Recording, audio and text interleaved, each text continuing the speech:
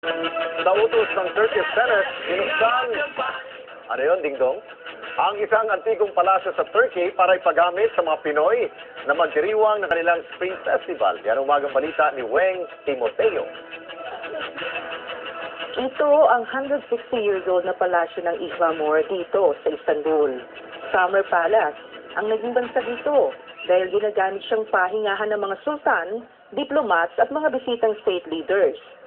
Kamakailan lamang, ang palasyo ay espesyal na binuksan para sa pagtitipon ng mga Pinoy. Naging bisita sa pagtitipon ang mga opisyal ng Pag-ibig at SSS. Hindi biro-biro ang paghingi ng permiso para magamit ang pasilidad ng palasyo. Kinailangan pa ng special permit mula sa Senado ng Turkey.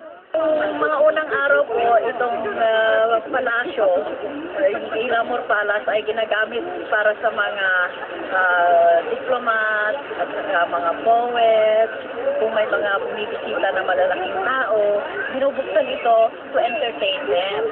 Ngayon, ngayong araw na to, binuksan ang palasyong ito especially para sa mga Pinoy na gustong mag-celebrate ng spring. Nagpahayag naman ng pasasalamat ang direktor ng palasyo sa mga Pilipino. It is an honor for us to have you all here today. Isang karangalan anya ang pagpunta ng mga Pinoy sa palasyo. Para sa umagang balita, Weng Timoteo, Istanbul, Turkey. Balita sa labas ng bansa sa Florida sa Estados Unidos, nakuna ng CCTV ang paghablot ng lalaki sa